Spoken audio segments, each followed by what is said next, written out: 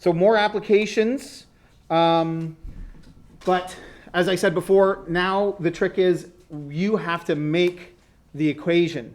Okay, so that adds a little bit more complexity to it, I would say, a bit more of a challenge. And as always, there's sort of a couple of ways that it might play out. So you got to make sure that you kind of understand the two different ways the question is going to be worded and then how you use that to make the equation. Okay, so that's one really important takeaway from this. You're going to make an equation, and then you're always going to use the equation the way we were doing in the last one. You're going to be given time and solve for a final amount. Then you're going to be given final amount, and you're going to solve for time, right? So we'll still be doing both versions. For this lesson, we're only talking about growth. Next lesson, we'll be doing just decay. And then after that, the final lesson will be mixing them both together. And I don't think in this case it's all that tricky. I think everybody in here is going to be able to read through the question and tell whether it's growing or increasing or decreasing, growing or decaying. I don't know that it's all that challenging, but it is something you have to think about, because if you use the wrong formula, all your answers are going to be wrong. So you do have to read the questions carefully, get a little bit familiar with whether it's growing or decaying and that kind of thing, okay? Now your handout looks a slightly bit different than mine because I updated it. So you can write that in, okay? Write that in beside the first one. The only difference is it's got a B in there, whereas the one on your page that looks like that has a 1 plus R. So there's two slightly different versions of the equation when we're making it ourselves. And this is one of the things that you got to figure out as part of this lesson. The rest of it all looks the same. A equals A naught, and the exponent is t to the n.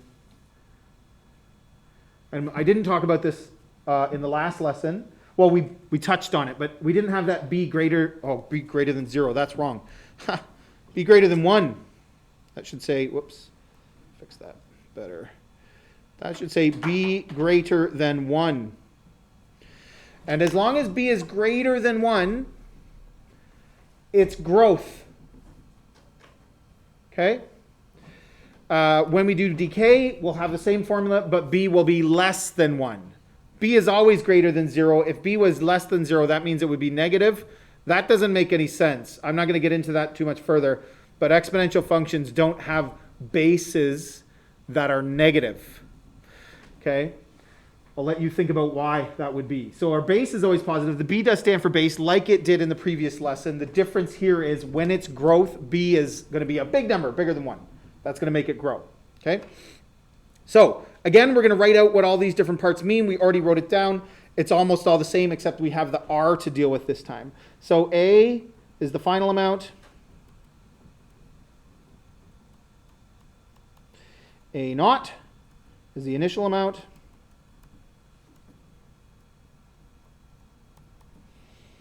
R is the new thing. R is different from B. They are not the same. This is the important part. R stands for rate, and it's the rate of increase. And because we're doing growth today, it's an increase, but I'm going to write it this way: increase or decrease.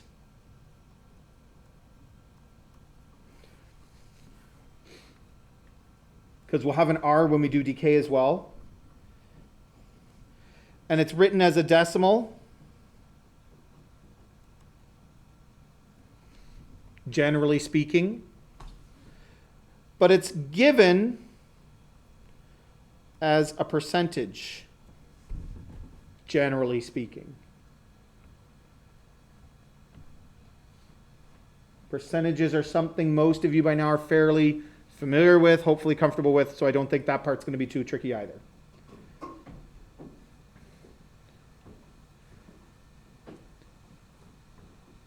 So in the last lesson and the practice, if it was doubling, my base was 2. If it was tripling, my base was 3. If the base was 1.05, that's 1 plus 0.05. You see what I mean? So the rate would have been 0.05, which is 5%. If you can't follow what I'm saying, don't worry, we'll do some examples, but that's what I mean. The rate of increase in that case would have been 5%. Okay, but then I do 1 plus 0.05, which gives us the 1.05, which becomes your base. Okay, and then again, like last time, t is the length of time. You're either given this or you're solving for this. And n is the length of time between the increase or decrease. And this came up in some of the questions that we talked about it, but I didn't write this down last time, but because now you are making the equations, I'm going to write it down this time. These must be the same units.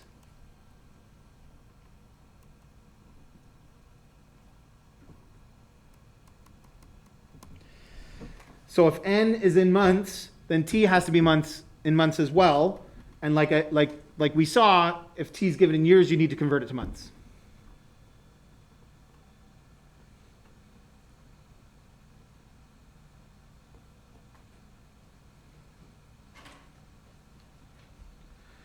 So again, the difference here is between having a given base or having to work it out because it's 1 plus some kind of percentage increase. Now, the fact that it's 1 plus is why this is growth. When we do decay, it'll be 1 minus. But because it's 1 plus, that's what makes this growth. So when we get to that final day of applications where you have to decide if it's growth or decay, that's all you have to figure out is, am I doing 1 plus R or 1 minus R? So it's not too tricky, I don't think. Any questions about that?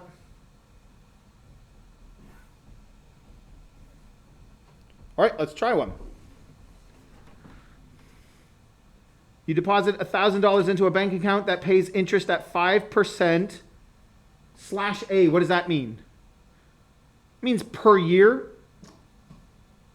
Okay. It's per annum, which is probably Latin.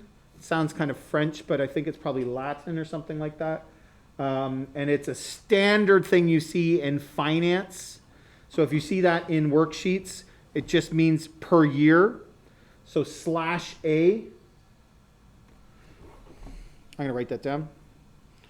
Per year. And that also means n is 1 in this case. If it doesn't talk about an n in the question, then n is going to be 1. So that's probably the trickiest part that students find with these questions, is getting n in the right place and figuring out what n is. So keep that in mind. Some of the questions are going to talk about the n value, and some kind of will just ignore it. There won't be anything there. That means n is 1. That means you don't have to worry about the n. And then it says compounded annually. For financial math, again, that's something you don't have to worry about. If we were doing more financial math, we'd talk about what that means. In real life, this is how it works. Banks always give interest rates as a yearly interest rate. But if it's compounded monthly, that means it's actually being added to your account every month. And so there's extra math work that you have to do to convert the 5% annual interest rate into a monthly interest rate. But we're not doing financial math per se. We're just looking at the exponential part of all this. So we don't have to worry about that. So you can just ignore that part as well. Okay, so it's just 5% per year. Question A, develop an equation to model the amount of money in your account over time, and then take a look. Question B is, how much do you have after 2 years? So it's giving you the number of years, and you have to calculate the final amount. How long until you have $1,980? It's giving you the final amount, and you have to find out how many years it takes. Right? So it's the same thing, just like the examples we were doing. It's giving you both, and you have to solve for the final variable, whatever it is. Okay? Here's how we're going to do the equations. I'm going to list all the variables, in the equation, and I'm going to write out what their values are, if they have them, and then I'm going to write them into the equation. So A naught, R, T, and N. This question is giving me a percentage increase, so I'm using the one that has an R in it. Remember, the formula looks like this. A equals A naught times 1 plus R, because it's growth, to the T over N. So there's all of our variables. So then I look through the question, and I find the numbers that are given, not in parts B and C, just in the initial question, and I start slotting them in. You deposit $1,000 into the account. So that's your initial amount, isn't it? That's the amount you're starting with. It's increasing. The rate of increasing is 5%. 5% given as a percentage, but has to be written as a decimal. How do I convert a percentage into a decimal? You're close. Divide it by 100, right. So 5 divided by 100. And some people know the trick where you're just moving the decimal 2 places. So if you can do that comfortably, great. Some of you will have an easy time working with percentages. If you don't like that idea of moving, and that's like a memorization trick, and if you always forget it and you move it the wrong direction or whatever, use your calculator, okay? And do 5 divided by, whoops, come on, calculator, 5 divided by 100. Now, some of you were doing this in the work, and it was giving you that answer in scientific notation. It would have looked like 5 times 10 to the negative 2. If your calculator is giving you those kinds of answers, bring it over later, and I'll show you how to fix it so that it gives you the proper decimal that's more useful to us. Okay, so try that 5 divided by 100, or the question was 2 divided by 2,000 that a couple of you were struggling with. And so that just means you can change the mode of your calculator. At least I know how to change the mode of the Casio one that a lot of us have. For other calculators, we can try to figure it out. Okay, T is unknown because T is the thing that can change. So that's one of the things that we don't know, and A is one of the things that we don't know. We're solving for final amount, or we're solving for T, and we already talked about how N is 1 because it's every year, once a year, not every 3 years or every 10 years. It's every 1 year. So N is 1. Now we can do our equation. A equals 1,000. 1 plus 0.05 to the T over 1.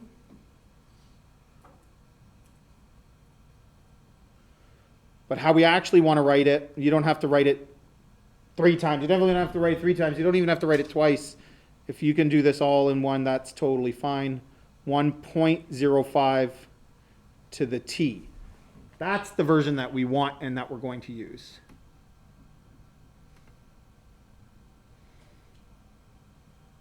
Okay?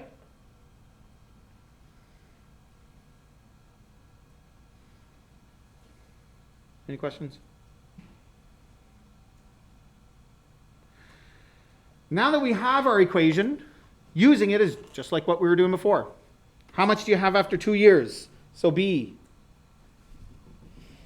So that is at T equals 2. Because T is in years, N is in years.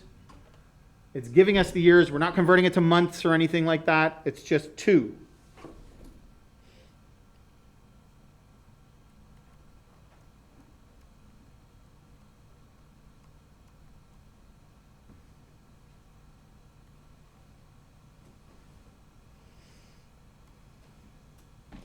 And this is just punching it into our equation.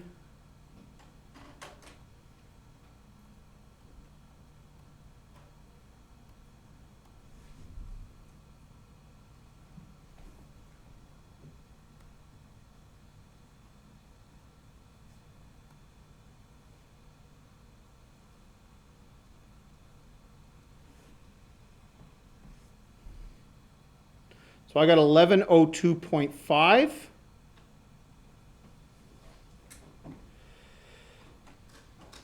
But that's not a nice way to write an answer, especially when we're talking about money. So I'm going to, in my therefore statement, therefore, it says how much do you have? Therefore, you have, or I have, whatever, however you want to say that, you have $1,102.50, right? I'm adding a zero at the end because it would be weird to write it as 1102.5 when it's money. So we write it properly with 2 decimal places.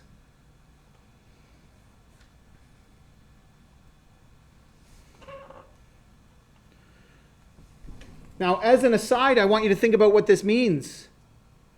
How much did you start with? 1,000? How much do you have now? 1,100?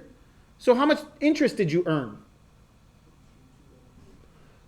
The $102.50, right? Whatever's extra. You didn't earn $1,000. You put the $1,000 in. And the money sat there for 2 years, and now you have an extra $100 for doing nothing.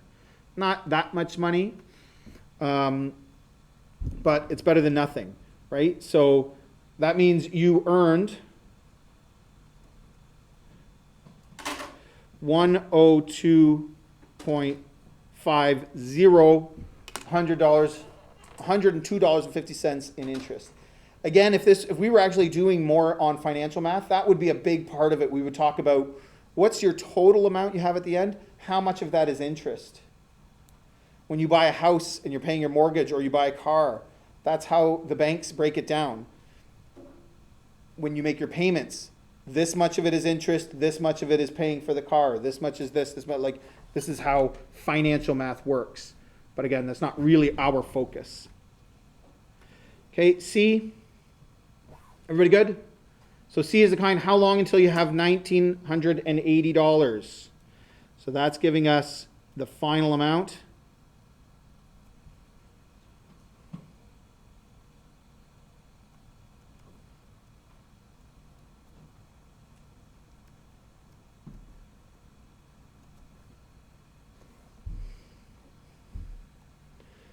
Same thing, people looked like they were getting this, so that's good. Divide by 1,000, divide by 1,000.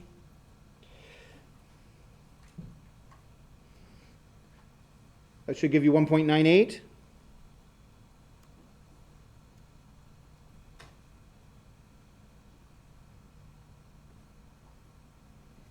Everybody good up to there? This is just my habit. I often flip sides to get the T on the left. And again, I'm looking for what to put in that box so that this equals that. That's the trick that you need to know. When I do 1.05 to the something, it's got to give me 1.98. And this is where this one is going to not be exact. So I'm going to go off to the side. Anybody have a guess at where to start? Who wants to guess? 2? 1.05 squared. Not really close to 1.98. Let's try 10. So I'll jump up a little bit. 1.6 closer to 1.98. So I'm on the right track. I didn't go too far. The decimals, some people might have a hard time with, is this decimal bigger or smaller? Like, I get that. That can be tricky. 14. Try 14. That was a wild guess, wasn't it? Ooh, very close. So again, I'm going to write a few of these down just to double check. To the 14, and I've already got them written down, so I'm not going to punch them all into my calculator, but that's what I would be doing. This is 1.9799. That 9 would round the 7 up to an 8, right? So 1.05 to the 13 is 1.8856, so that's a lot smaller. And 1.05 to the 15 is 2.0789. So definitely 14 is the right one.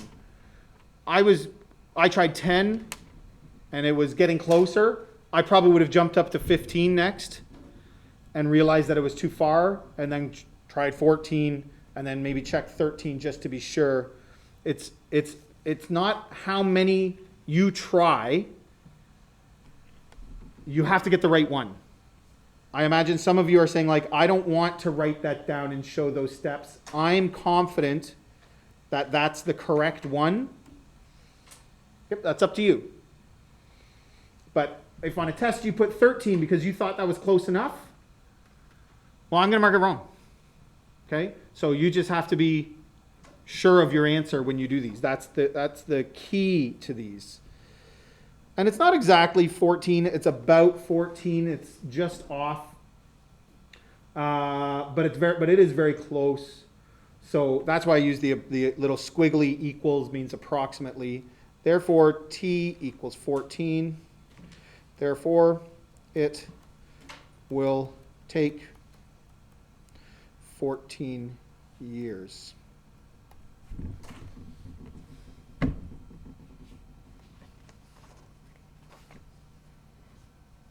Okay?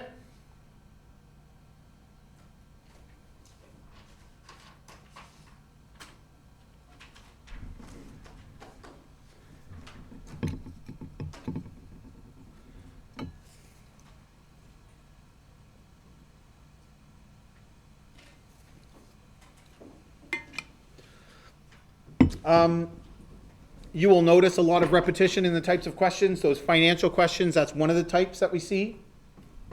We see changes in population. We were looking at populations of animals.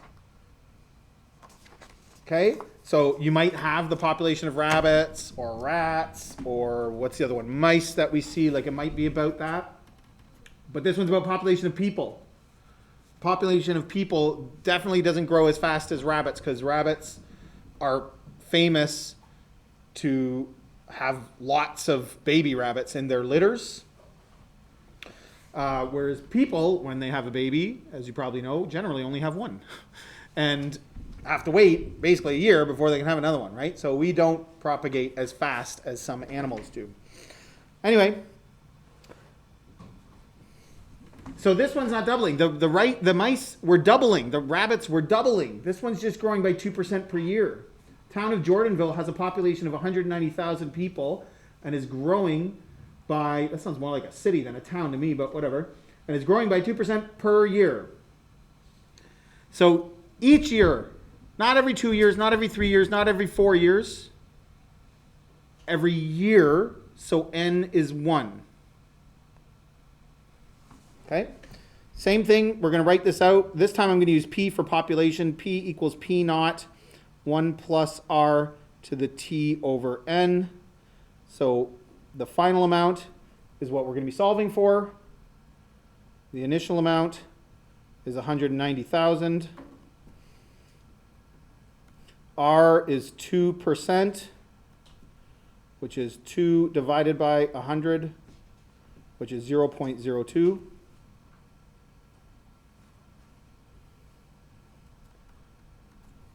T is our other unknown. N is 1.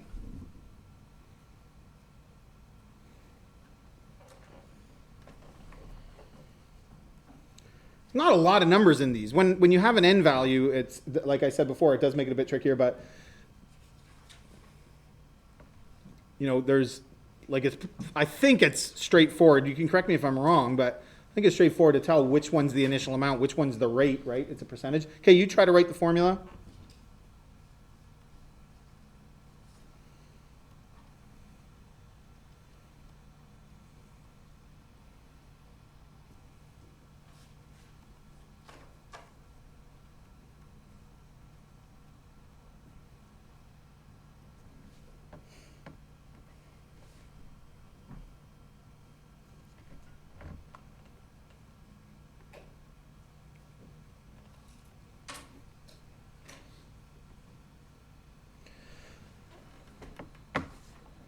So 190,000 times 1.02 to the t. Is that what everybody else got?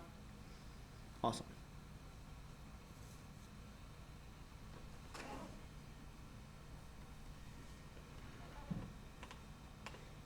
B, use your equation to predict the population in 5 years. Again, like I said, these growth rates, a growth rate of 2% is an average over time. There might be some reason why that doesn't change, like a global pandemic where people don't move as much, right? And so all of a sudden the growth rate for a year really tanks. Or maybe a big company like Amazon who's opening a plant in the Cambridge area soon, and like it's thousands and thousands of employers. Maybe all of a sudden you get a boost of people moving into a town or a city because of something like that. And then these things average out over time. And they look at past years. So we look at the past 20 or 30 years of Cambridge or whatever town to see what its growth rate is to make future predictions, right? So these are all predictions. Anyway, in 5 years, so that's at t equals 5.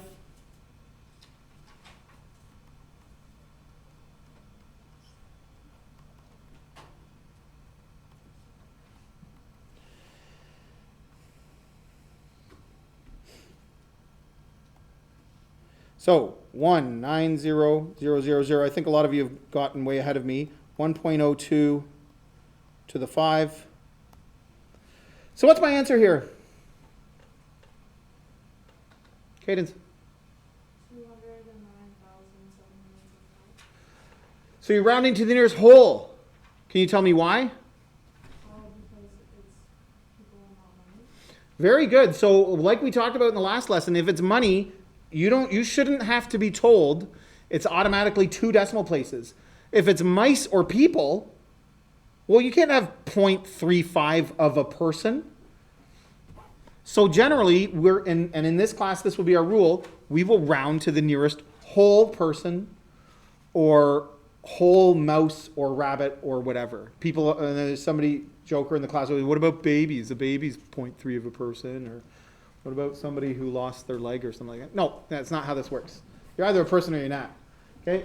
So, yeah. And so we're going to go 209,775. Therefore,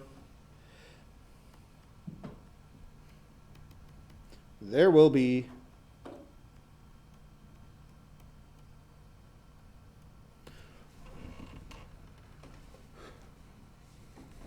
so that's an increase of 19,000 people, almost 20,000 people, just in a couple of years. It's a lot. C, how long until there are 299,611 people?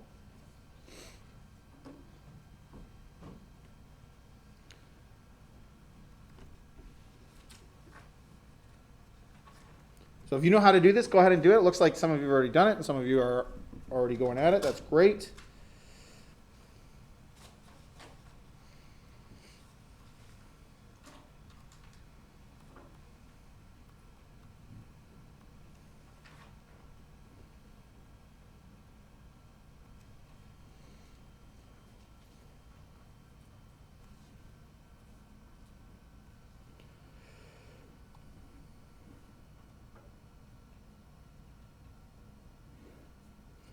So what do I do here? Divide by the 190,000 on both sides. And like I said before, this can get messy or people can wonder if this is the right thing to do because dividing by 190,000 is not something that we often do. But, well, we do the same thing every time, so that's what we're going to do. Whoops. Okay, so I got 299. 611.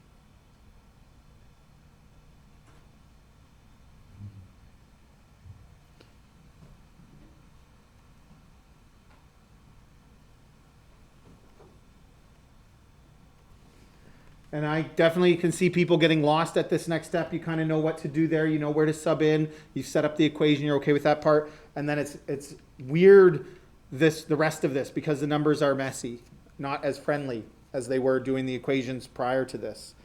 So this is when you're doing the practice, something you really want to think about is going from this step to this step. And you're rewriting them both with the same base. Whatever the base that has the exponent on it is, which in this case is 1.02, you got to rewrite them both that way.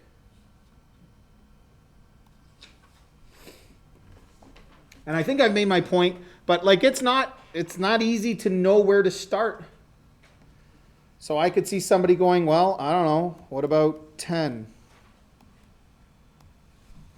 1.2, I'm looking for 1.5, almost 1.6. What about 20? Oh, closer. Quite a bit closer. But not big enough, right?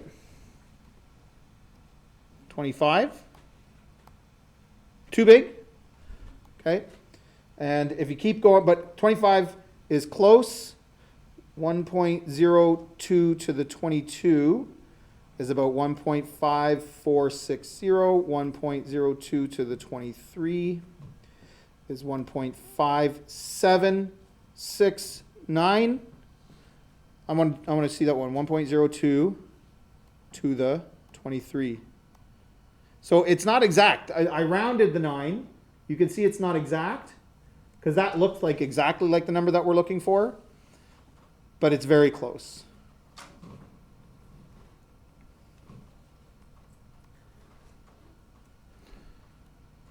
So I think 23 is the one that we were looking for.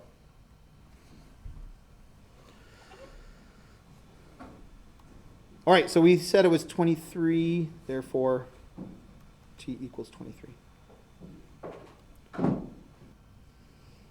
Okay, and therefore statement.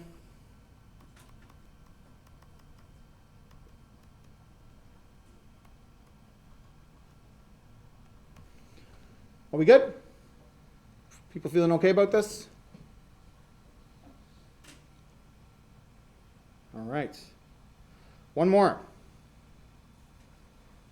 This one's a bit gross. Oh, especially in a pandemic. Maybe I should rethink this question.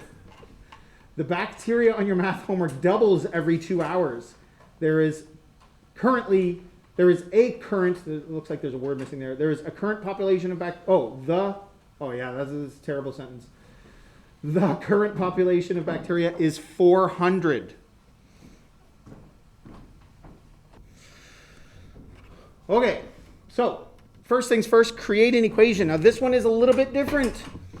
Okay, so if you already started it, be a bit careful and try to follow along. Make sure you're watching so you see how this one is different. Okay, so we're going to do the same thing. I'm going to use B for bacteria. So my form is going to be B equals B naught. Oh, B is a bad idea. That's okay. Times little b. I'm using this version, not the 1 plus r version. This is the difference. We'll talk about why in a second. So capital B is the thing we're solving for. B naught is the initial amount, so that's 400.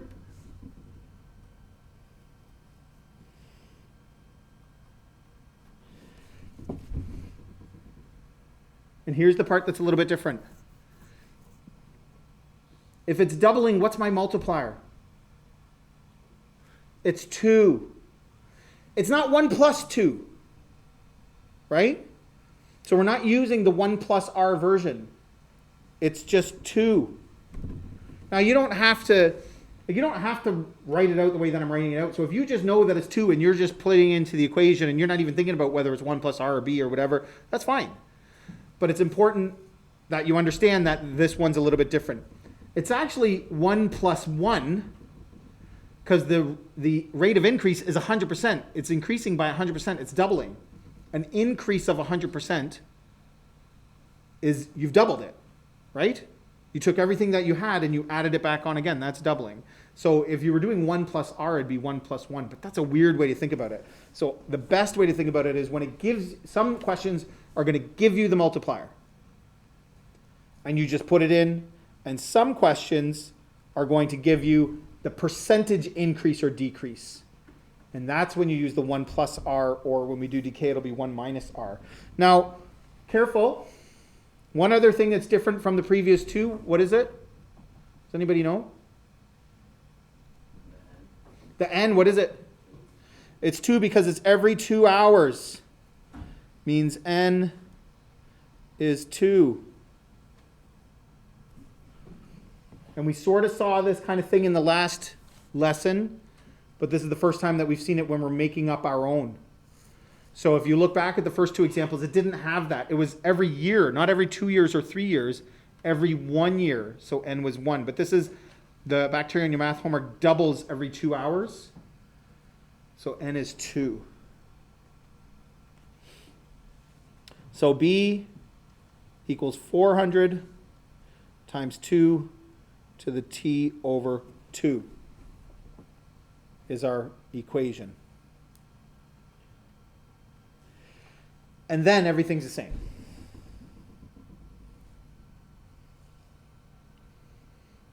So if you've got that and you want to go on and try B and C on your own, go for it.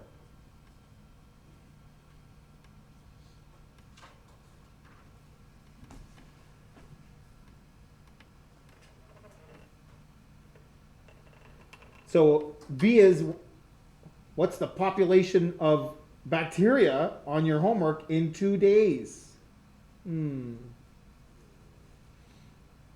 How am I going to do that one? You change days into hours. And what would it be? 48. Good. So 1 day has 24 hours. So 2 day has 48 hours. That's an example of the little conversions that you need to be able to do. If you're having a hard time with that, ask me and we can go over it. But my general experience is people don't have too hard of a time about that unless they just don't read the question carefully and they just see the number 2 and they just put the 2 in. So you do have to read question carefully and think about units. Okay? So 2 days is 48 hours. Therefore, our T is 48.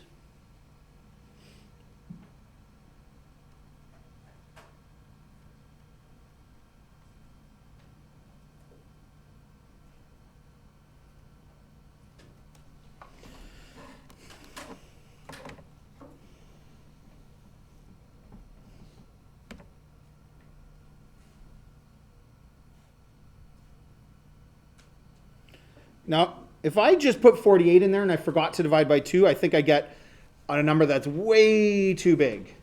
And again, this is doing scientific notation, so my calculator doesn't have enough digits to actually show it.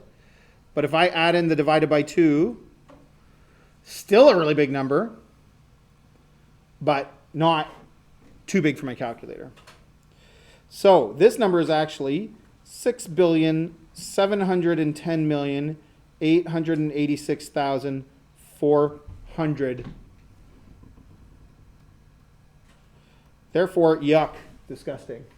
Bacteria does double like that. Like you may have looked at that in science class and see how cellular division works. And so bacteria does double, but maybe not that fast, and maybe not to that number.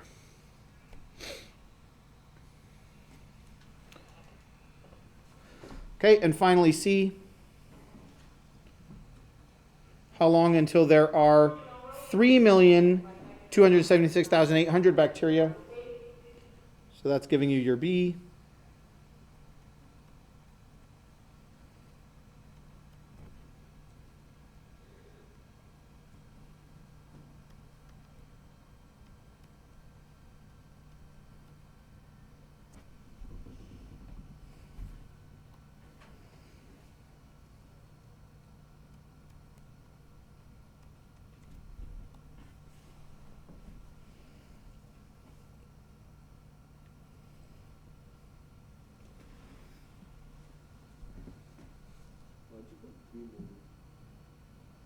Hmm?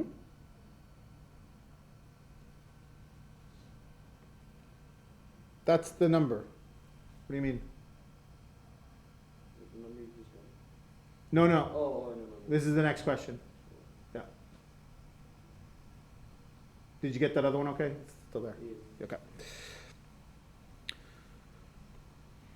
So you should know how to do this, so go ahead and do it, but when I do this, I take this 3 million and divide by 400, I get 8,192. Is that right? Yeah, good. So this one works out exact. Come on, there we go. So let's see, we know 2 to the 10 is 1,000, just over 1,000, it's 1,024. So I don't know, how about 2 to the 20? Way too big. How about 2 to the 15? Still too big. 2 to the 14. 2 to the 13. There it is. It's exact 2 to the 13. So you don't have to do the whole thing off to the side when you get an exact value. 2 to the t over 2 equals 2 to the 13. Therefore, t over 2 equals 13. And we saw this in the last lesson, but when you have an n value that's not 1, you've got one extra step to do after you do this part with the exponents. Multiply both sides by 2. And my overall value is 26. And what was that? 26 hours. It was in hours.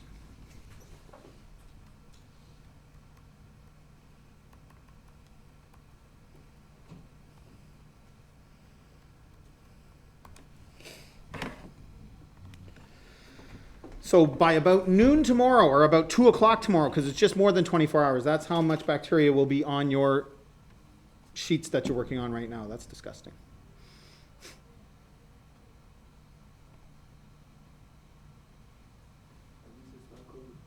Yeah. Could be worse.